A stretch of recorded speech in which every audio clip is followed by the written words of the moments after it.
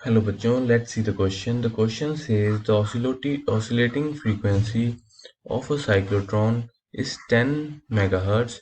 If the radius of its d is 0.5 meter, the kinetic energy of a proton which is accelerated by a cyclotron is. ठीक है, तो इस question में हमें given है कि द ऑसिलेटिंग फ्रीक्वेंसी गिवन है किसकी, साइक्लोट्रॉन की। ठीक है, तो साइक्लोट्रॉन में हमारे पास दो डीज होती हैं जिनमें हमारा जो पार्टिकल है, चार्ज पार्टिकल है, वो क्या करता है, रोटेट करता है। ठीक है, चार्ज पार्टिकल कुछ इस तरह से रोटेट करता है। ठीक है, तो इस क्वेश्चन में हमें गिवन है जो फ्रीक्वेंसी है वो क्या है हमारे पास, 10 मेगाहर्ट्ज। ठीक है, रेडियस गिवन है हमें डीज का, रेडियस 0.5 मीटर, और kinetic energy of proton find करने के लिए कहा गया है।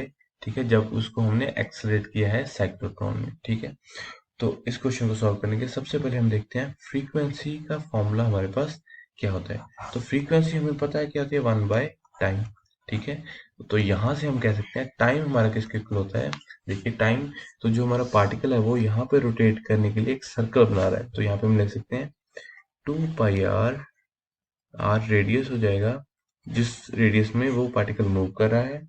ठीक है, डिवाइडेड बाय वेलोसिटी। ठीक है, तो यहाँ से म्यू की वैल्यू हमारे पास क्या आती है, v डिवाइडेड बाय 2πr।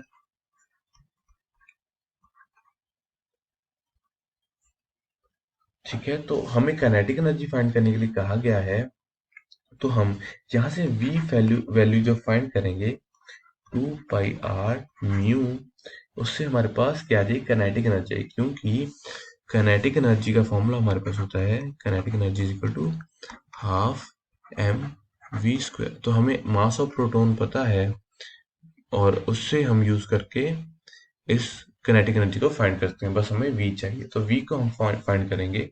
सो तो v हमारे पास क्या आएगी, v आएगी 2 × pi as it is into radius, r हमें गिवन है कितना, 1.6, 0.5 हमें r गिवन है। ठीक है, तो उसको हम यहाँ पे यूज करेंगे, 0.5 मीटर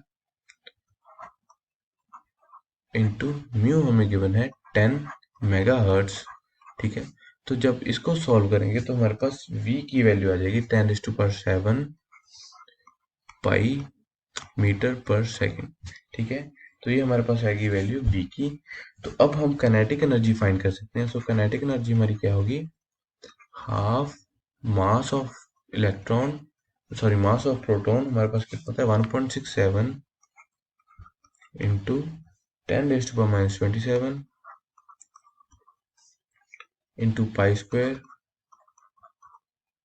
इंटू 10⁻⁻14, क्योंकि उसका स्क्वायर हो जाएगा -14। ठीक है, तो यहाँ से हमारी काइनेटिक एनर्जी आएगी, वो आएगी 8.23 इंटू 10⁻⁻13 जूल। ठीक है, तो आंसर हमें इलेक्ट्रॉन वोल्ट में गिवन है, तो हम इसे इलेक्ट्रॉन वोल्ट में कन्वर्ट करने के लिए 1.67 10⁻⁻19 से डिवाइड कर देंगे। 1.67 10⁻⁻19 से डिवाइड करेंगे तो हमारे पास आएगा, ये 13 है यहाँ पे 13। ठीक है, तो इसको अब हमें मेगा इलेक्ट्रॉन वोल्ट में करने के लिए यहाँ पे 10⁻⁻6 के साथ जब करेंगे तो ये हमारा कट जाएगा और आंसर आएगा हमारे पास 5.1 मेगा इलेक्ट्रॉन वोल्ट। तो हमारा ऑप्शन नंबर डी बिल्कुल सही है। So I hope you understood it well. Best of luck.